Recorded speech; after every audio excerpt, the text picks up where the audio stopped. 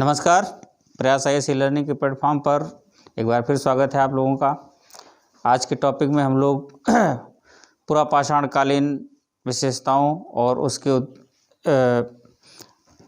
क्रमिक उद्विकासों को पढ़ेंगे। जो क्रमशः जो टॉपिक हम लोगों ने शुरू किया था कि आरंभिक बस्तियों का बसाव कैसे एक इंडिविजुअल लाइफ से स्टार्ट होकर के और एक ग्रामीण बस्ती के बसाव तक संभव हो पाता है, उस प्रोसेस को हम लोग आज अध्ययन करेंगे। तो इस अध्ययन के क्रम में सबसे पहले पैलियोलिथिक पूरा पाषाण काल, पैलियोलिथिक अर्थात पूरा पाषाण काल। पूरा पाषाण काल की ड्यूरेशन को अगर देखें तो करीब स्टार्टिंग है 5 लाख BC से स्टार्ट होता है और ये 1 लाख BC तक का, यानी कि 4 लाख वर्षों का ये कालखंड है। और 4 लाख वर्षों के इस कालखंड में अध्ययन का जो विशेष मुद्दा है वो ये है कि क्या इतने बड़े अंतराल में कोई परिवर्तन नहीं हुआ मानव की लाइफ स्टाइल में, उनकी उसके व्यवहारों में। तो इस पॉइंट ऑफ व्यू पर चर्चा अगर करें तो बहुत ज़्यादा परिवर्तन देखने को तो नहीं मिलता है, लेकिन हाँ एक चीज़ देखने को मिलता है कि जो उनकी लाइफ स्टाइल थी, जो उनका व्यवहार था, व्यवहार क्या था, कैसा व्यवहार करते थे। एक्चुअली व्यवहार ही कुछ नहीं था, एक काम शिकार करो खाओ। तो शिकार करने के लिए जो औजार इस्तेमाल करते हुए औजारों का निर्माण ही उनकी संस्कृति का विशेष अंग था, विशेष हिस्सा था। तो जो परिवर्तन देखने को मिलेगा किसमें मिलेगा, औजारों के निर्माण में मिलेगा, टेक्नोलॉजिकल चेंज देखने को मिलेगा। और इसी टेक्नोलॉजिकल चेंज के आधार पर इसको इस 4 लाख वर्षों के इतिहास को एक बार फिर 3 भागों में बांटा गया है। तो 3 भागों में जो बांट करके हम लोग देखते हैं क्रमिक परिवर्तन को ही देखते हैं, पहले क्या था, फिर क्या हुआ, उसके बाद क्या हुआ। ठीक है, तो इस विभाजन का अध्ययन करें तो प्रारंभिक जो इतिहास है इसका जो पहला हिस्सा है निम्न पूरा पाषाण काल, यानी कि लोअर पैलियोलिथिक।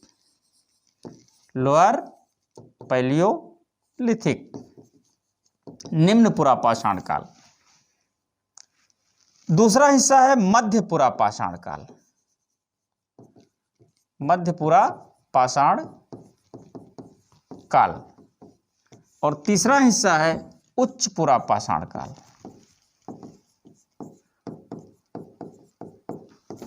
अपर पैलियोलिथिक, मध्य पैलियोलिथिक यानी कि मिडिल पैलियो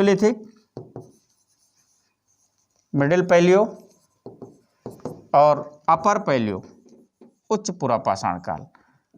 तो इस प्रकार से विभाजन है 3 भागों में।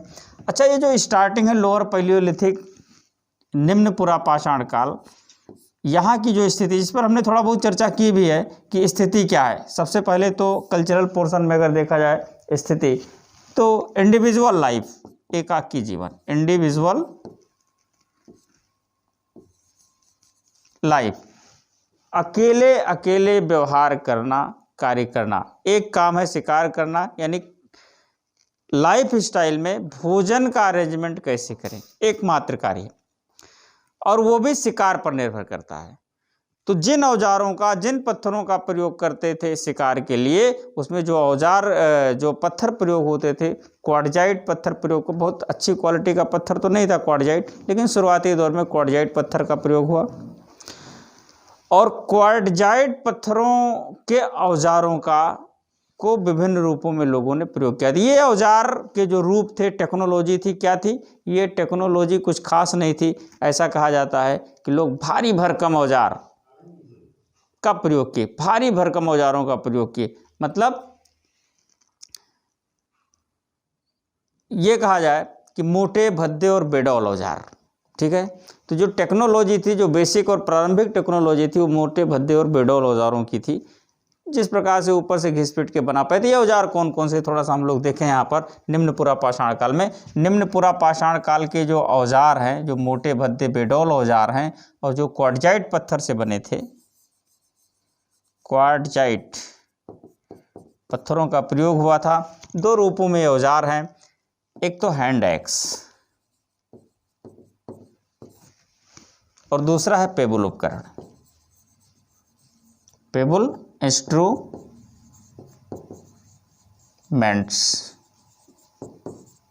पेबुल उपकरण। हैंड एक्स यानी हस्त कुठार, हाथ की कुल्हाड़ी। हाथ की कुल्हाड़ी सामान्यतः दक्षिण भारत के स्थलों से मिली, पूरा पाषाणिक स्थलों से मिली है, साइड से मिली है, लेकिन इसका ये मतलब नहीं है कि उत्तर भारत से नहीं मिली है, कब मिली है। तो दक्षिण भारत की विशेषता है हैंड एक्स और उत्तर भारत की विशेषता है पेबुल उपकरण। उत्तर भारत के जो औजार थे वो पेबुल उपकरण के नाम से जाने जाते थे, क्योंकि वो पेबुल एक विशेष पत्थर से वो औजार बनाए जाते थे। ठीक है, तो नॉर्थ इंडिया में उत्तर भारत, लेकिन इसका ये भी मतलब नहीं है कि पेबुल उपकरण दक्षिण भारत में नहीं मिले हैं, पेबुल उपकरण दक्षिण भारत में भी मिले हैं। ठीक है, तो मैं एक वरीयता क्रम में बता रहा हूँ कि हैंड एक्स दक्षिण भारत की विशेषता और पेबुल इंस्ट्रूमेंट्स नॉर्थ इंडिया उत्तर भारत की विशेषता।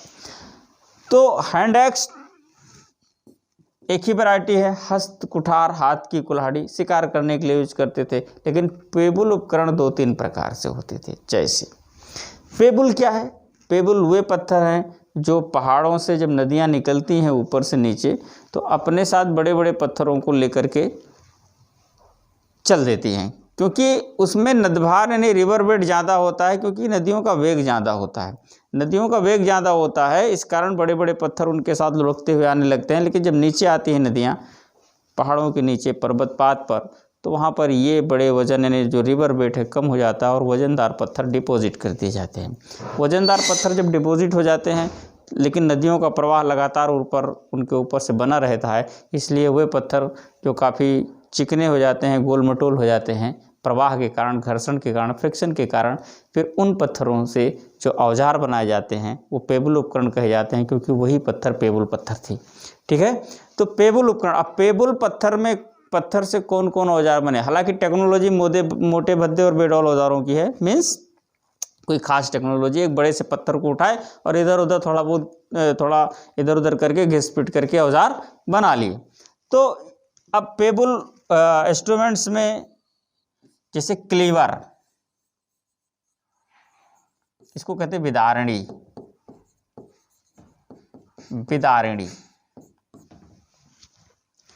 ये क्या है? ये एक बड़ा सा पत्थर है, उसको लिया,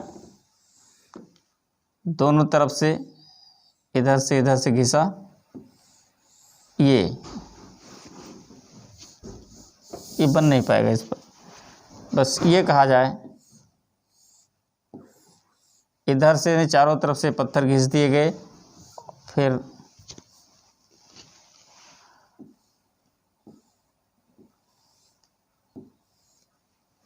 ये पकड़ने के लिए, तो इस प्रकार से ये बेदानी बने, नुकीले थे, दोनों तरफ नुकीला बना करके बेदानी बनाई। इससे जनरली चमड़े निकाले जाते थे जानवरों की, उसमें काम आता था। और कुछ ऐसी गुफाएं मिली हैं जिस पर चित्रकारी हुई है, उन चित्रकारी में जिन औजारों का प्रयोग किया गया वो जनरली बेदानी ही थी, जिसका प्रयोग किया गया। दूसरा जो औजार था वो था चॉपर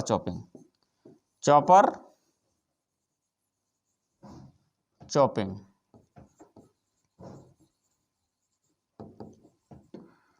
ये एक प्रकार का गंडासा था,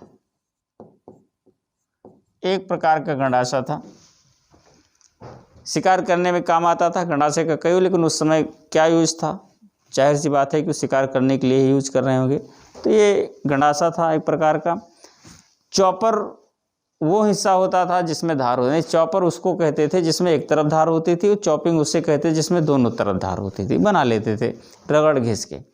तो दो धारी को चॉपिंग और एक धार वाले को चॉपर कहा जाता था। ये औजार थे इस पीरियड के। ये पूरे पत्थर को इधर उधर से घिस-पिट के बनाए जाते थे, कोई खास टुकड़ा एक विशेष टेक्नोलॉजी के माध्यम से तोड़ के निकाल के नहीं बनाया जाता था। इसलिए औजार काफ़ी भारी भरकम होते थे और बहुत तेज़ भी नहीं होते थे, मतलब शार्प भी नहीं होते थे बहुत ज़्यादा। ठीक है, यही टेक्नोलॉजी, कोई खास टेक्नोलॉजी नहीं है। ये प्रारंभिक औजारों की टेक्नोलॉजी है, प्रारंभिक लाइफ स्टाइल के लिए जो कुछ भी ये कर सकते थे उसकी टेक्नोलॉजी है, जो निम्न पुरा पाषाण काल, लोअर पैलियोलिथिक के लोगों ने किया। ठीक है, इसके बाद ये टेक्नोलॉजी थोड़ी सी चेंज होगी, जिस चेंज के आधार पर डिवीज़न किया गया है। लेकिन इससे पहले उस चेंज टेक्नोलॉजी के बारे में हम लोग पढ़ें, हम लोग सबसे पहले देखेंगे कि वो भारत में वे कौन से स्थान हैं जहाँ से पैलियोलिथिक के, खास करके लोअर पैलियोलिथिक के प्रमाण मिले हैं, साक्ष्य मिले हैं खुदाई इत्यादि करने पर, और फिर इसके बारे में जानकारी प्राप्त की जा सकी है। ठीक है, तो उन साइट्स के बारे में हम लोग देखेंगे, उन प्लेसेस के बारे में हम लोग पढ़ना चाहेंगे। इसके बाद टेक्नोलॉजी परिवर्तन पर भी चर्चा हो जाएगी, क्योंकि ये डिवीजन ही टेक्नोलॉजी चेंज के आधार पर हुआ है।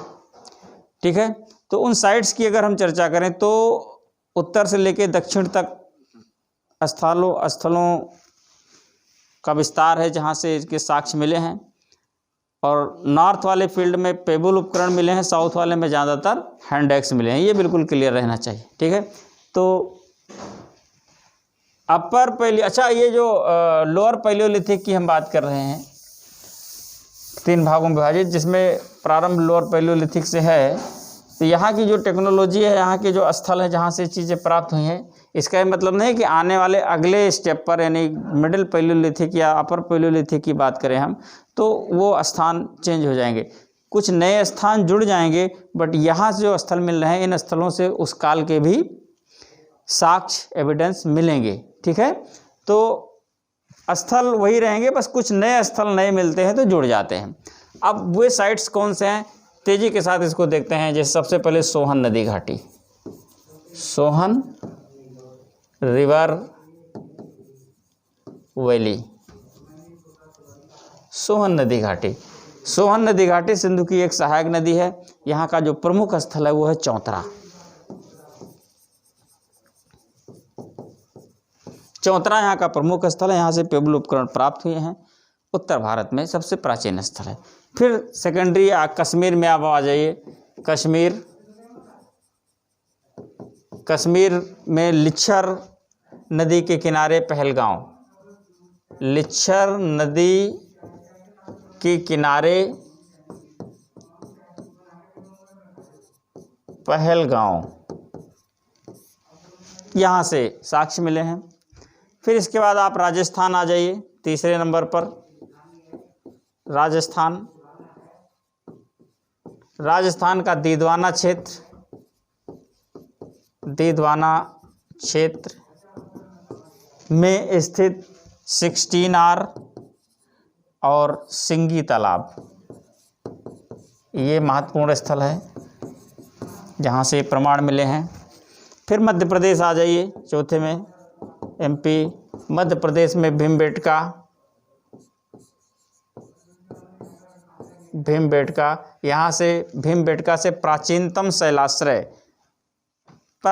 शेल्टर स्टोन शेल्टर मिला है, शैलाश्रय मिला है। यानी प्रारंभिक दौर में मानव तो नहीं कह सकते, मानव जैसे प्राणियों के रहने के प्रमाण मिले हैं यहाँ से। ठीक है, तो रहने के प्रमाण से मतलब गुफा आवास, गुफाओं में रहते थे, तो गुफा में भीमबेटका की गुफाएं हैं और इन गुफाओं के दीवारों पर चित्रकारी भी हुई है। इससे उनके बारे में कुछ एक्टिविटी का भी पता चलता है। और पहली मज़े की बात तो यह है कि इन चित्रकारी में रंगों का भी प्रयोग किया गया है। प्रारंभिक रूप से लाल और हरे रंगों का प्रयोग किया गया इन चित्रकारी में। ठीक है, तो भीमबेटका की गुफाएं प्राचीनतम गुफाएं हैं। इन गुफाओं की दीवारों पर चित्रकारी भी की, चित्रकारी में लाल और हरे रंगों का प्रयोग किया गया है। यह प्राचीनतम शैलाश्रय है, गुफा निवास है मानव का। यहाँ से मध्य प्रदेश में, और मध्य प्रदेश में ही नर्मदा घाटी में मानव की एक खोपड़ी मिली है। नर्मदा घाटी में मानव की एक खोपड़ी मिली है, मानव की खोपड़ी।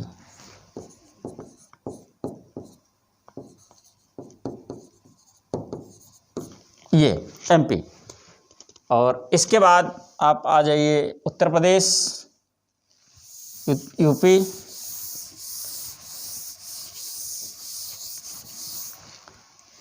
उत्तर प्रदेश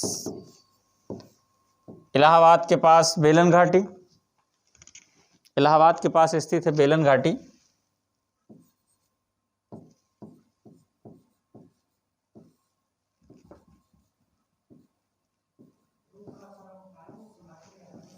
बेलन घाटी से निम्न पुरापाषाणिक औजार प्राप्त हुए हैं और यहाँ से मानव निवासों की या मानव के रहने की, मानव जैसे प्राणियों के रहने के बारे में साक्ष्य मिलते हैं। ठीक है, तो उत्तर प्रदेश में बेलन घाटी, फिर आप आ जाइए सीधे साउथ में, महाराष्ट्र।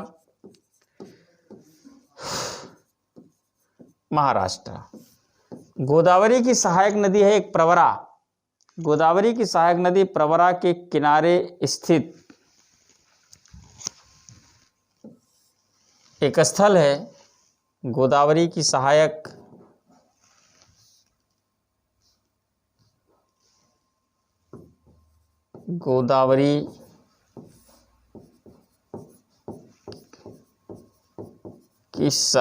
नदी प्रवरा की घाटी में स्थित नेवादा और चिरकी, ये स्थल प्रमुख है। फिर आ जाइए आप कर्नाटक में। कर्नाटक मालप्रभा और घाटप्रभा नदी घाटियों के बीच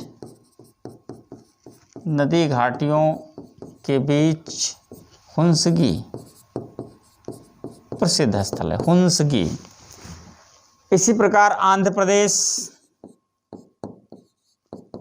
गिद्धलूर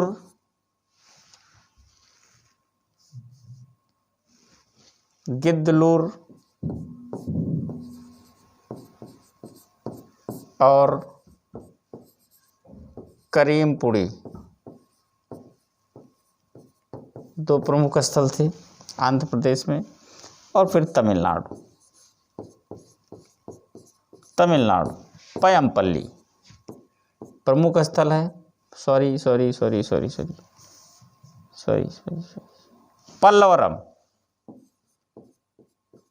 पल्लवरम प्रमुख स्थल है। यहीं से सबसे पहले हैंडेक्स के प्रमाण मिले थे और इसी हैंडेक्स के मिलने के बाद पाषाण काल का, भारत में पाषाण काल के इतिहास का प्रारंभ हुआ था। डॉक्टर रॉबर्ट ब्रूसफुट ने 1863 ईस्वी में मद्रास के निकट पल्लवरम से कुछ पाषाण हैंडेक्स पत्थर के हस्तकुठार हस्तकुल्हाड़ी प्राप्त किए थे और ये स्टार्टिंग पॉइंट है, स्टार्टिंग रीजन है पाषाण काल की, खास करके निम्न पूरा पाषाण काल या पूरा पाषाण काल की। ठीक है, तो ये बेसिक है। इसके बाद जो अन्य स्थल भी खोजे गए हैं, अन्य स्थलों में और भी कई स्थल हैं, जैसे कि अतिरपक्कम, यहाँ से अतिरपक्कम, वादामुदरई,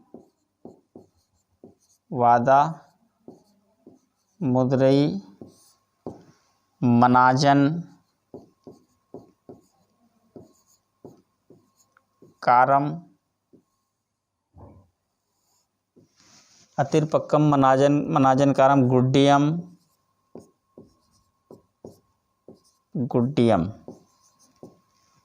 ये कुछ महत्वपूर्ण स्थल हैं जहाँ से पुरापाषाणकालीन, विशेषकर प्रारंभिक पुरापाषाण काल अथवा तो निम्न पुरापाषाणकालीन औजार प्राप्त होते हैं और इन प्राप्त औजारों के आधार पर इनके संस्कृति की, अर्थात इनके हाव भाव की, इनके लाइफ स्टाइल के बारे में जानकारी मिलती है। ज़्यादा जानकारी नहीं, बस औजारों की बनावट के बारे में जानकारी मिलती है। रहने के बारे में, रहने में वही गुफावास, कंदरा, नदियों के किनारे, यही सब बेसिक है। कल्चर के बारे में हमने चर्चा कर ली है एक इसके पहले की वीडियो में, इसलिए बहुत ज़्यादा उधर नहीं जाएंगे। तो एक विशेष एक कल्चर है जो भी बिल्कुल इंडिविजुअल है, जानवरों जैसा कल्चर है। मनुष्य जैसे प्राणी हैं ये लोग, प्रॉपर मनुष्य नहीं है, अभी मनुष्य होना बाकी है और इसीलिए सारे ये सब डिफॉर्मिटीज़ मनुष्यों के हाव भाव से हट के हैं, प्राप्त हो रही हैं। इस क्रम में आगे बढ़ते हैं हम लोग।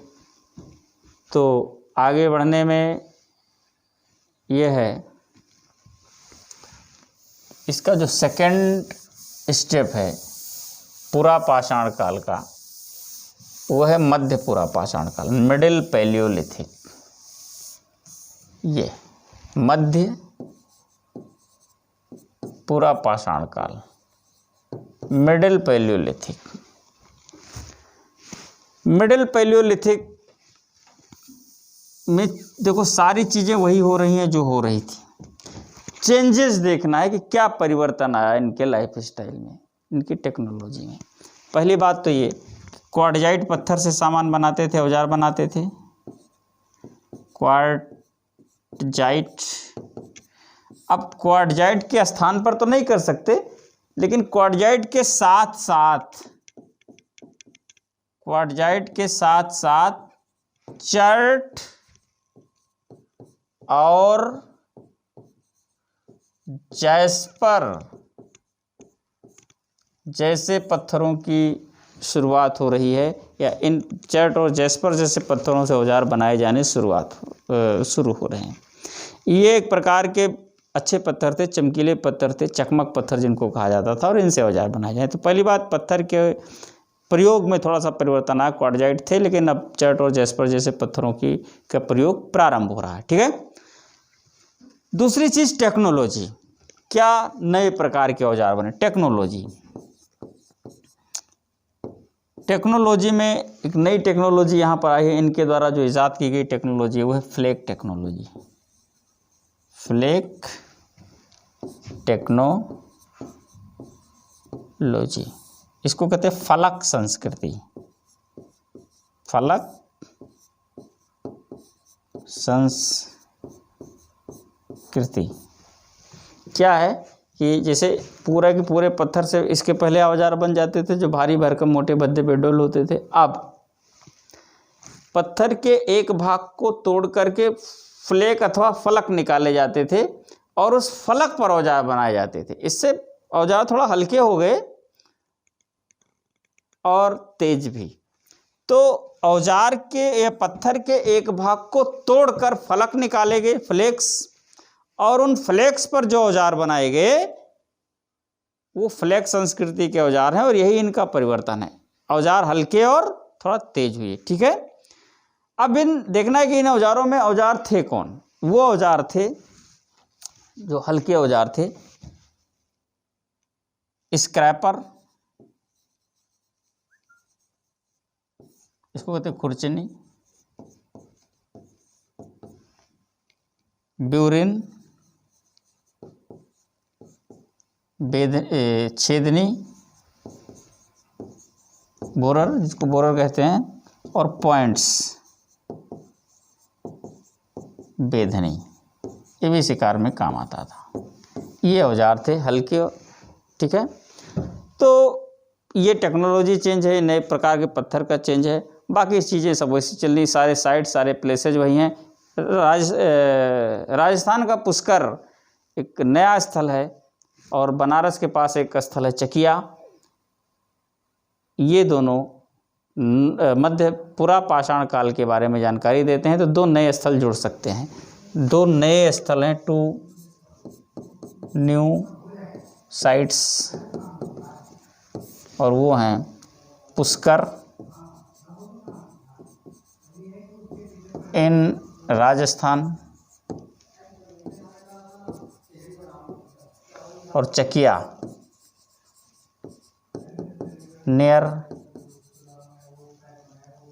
बनारस। ठीक है। ये दोनों स्थल क्लियर। तो ये परिवर्तन और कुछ नए स्थलों की जानकारी जो मध्यपुरा पाषाण काल से रिलेटेड है। अब हम लोग पहुंचते हैं उच्च पुरा पाषाण काल में। अपर पैलियोलिथिक जो करीब 40,000 से 10,000 वर्षों तक का है इसका इतिहास। अपर पैलियोलिथिक का एक बड़े चेंज को लेकर के आता है। सबसे पहले तो पत्थर में क्या परिवर्तन हुआ। चकमक उद्योग की कल्पना की गई। चकमक उद्योग की कल्पना की गई, मतलब चर्ट और जैस्पर जैसे पत्थरों का प्रयोग बड़ी मात्रा में बढ़ गया। यानी अब लोगों ने, चूँकि ये चमकीले पत्थर थे, तो औजारों की दुनिया में चकमक उद्योग की कल्पना करने लगे। तो एक बड़ी बात तो यही औजारों के प्रयोग में कि जहाँ पर मध्य पाषाण काल में चर्ट और जैस्पर जैसे पत्थरों का प्रयोग शुरू हुआ था, यहाँ पर अत्यधिक रूप से बढ़ गया और चकमक उद्योग की कल्पना की गई। पहली बात। दूसरी बात, टेक्नोलॉजी में यहाँ पर, वहाँ पर फ्लेक टेक्नोलॉजी थी, यहाँ पर है ब्लेड टेक्नोलॉजी। ब्लेड टेक्नोलॉजी ये क्या है। पत्थर के एक भाग के तोड़कर फ्लेक निकाले जाते थे, फ्लेक पर औजार बनते थे इसके पहले। अब फ्लेक्स में से कुछ फ्लेक ऐसे होते हैं जो ब्लेड होते हैं, जिनपे धारें किनारे के, जैसे ऊपर और नीचे के साइड के जो फ्लेक निकलते थे वो ब्लेड का रूप होते थे।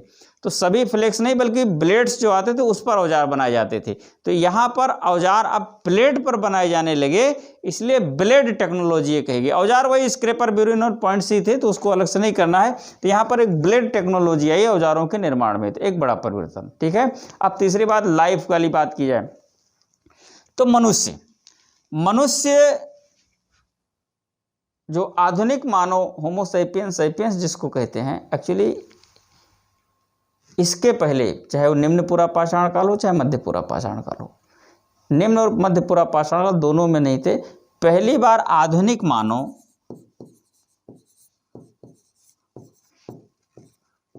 होमो सैपियंस का प्रादुर्भाव इसी उच्च पूरा पाषाण काल में हुआ। इसके बाद जो इतिहास पढ़ा जाएगा, जो मध्य पाषाण काल का इतिहास है, वो मनुष्यों का इतिहास, आधुनिक मनुष्यों का इतिहास है। ये इसके पहले किसका इतिहास था? उच्च पूरा पाषाण काल तक मनुष्यों का नहीं था, मनुष्य रूपी प्राणियों का था, यानी मानव जैसे प्राणियों का था। ठीक है, तो इसीलिए मैंने कहा कि भाई ये जानवरों की स्थिति में है और जानवरों जैसा बिहेव भी है, इसलिए बहुत ज़्यादा परिवर्तन, बहुत बड़ा परिवर्तन नहीं देखा जा रहा। परिवर्तन अब देखा जाएगा जब मनुष्य का फॉर्म आ चुका है।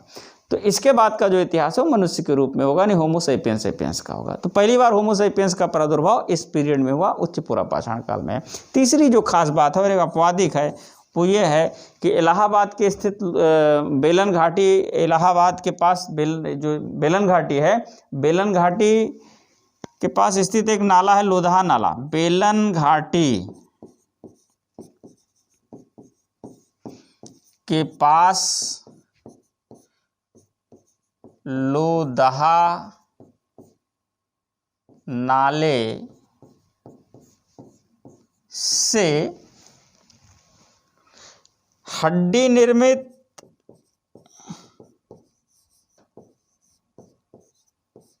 मातृदेवी की एक मूर्ति मिली है, एक मूर्ति मिली है, हड्डी निर्मित मातृदेवी की एक मूर्ति मिली है। तो अब यहाँ पर जो क्वेश्चन है वो ये है कि हड्डी निर्मित मातृदेवी की मूर्ति कहाँ मिली? लोधा नाले से मिली।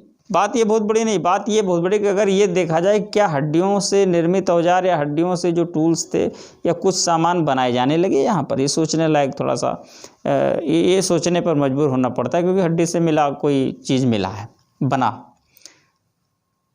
लेकिन बहुत सर्च करने के बाद पता चलता है नहीं, उच्च पूरा पाषाण काल तक हड्डियों के न औजार है ना हड्डियों का विशेष प्रयोग है। ये तो अपवादिक रूप से हड्डी का एक मूर्ति मिल गया। तो अपवादिक रूप से हड्डी निर्मित मातृदेवी की मूर्ति मिली है, इससे ये निष्कर्ष लेना कि हड्डियों के द्वारा औजार, वस्तुएं अथवा ज़रूरत की चीज़ें बनाई जाने लगी तो नहीं। ठीक है, तो ये अपवादिक है। क्लियर है? तो इस तरीके से उच्च पूरा पाषाण काल में परिवर्तन हुए और परिवर्तन यहाँ तक हुए कि होमो सैपियंस तक आ गए। ठीक है, तो पूरा पाषाण काल को क्रम से अगर क्रम से अध्ययन करने पर, जो 3 भागों में बटा है कि निम्न पूरा, मध्य पूरा और उच्च पूरा, एक क्रम से अध्ययन करने पर एक थोड़े थोड़े परिवर्तन के साथ जो चेंजेज आए हैं वो एक प्रकार का इम्प्रूवमेंट था। और इस इम्प्रूवमेंट का इस पूरा पाषाण काल में जो लास्ट सिचुएशन थी, लास्ट स्थिति थी, लास्ट पोजीशन थी, वो थी मानुष्य के रूप में, होमो सैपियंस के रूप में। ठीक है, तो होमो सैपियंस तक का प्रादुर्भाव तक हमने चर्चा की है, पूरा पाषाण काल तक। मध्य पाषाण काल के बारे में चर्चा हम अगली क्लास में करेंगे।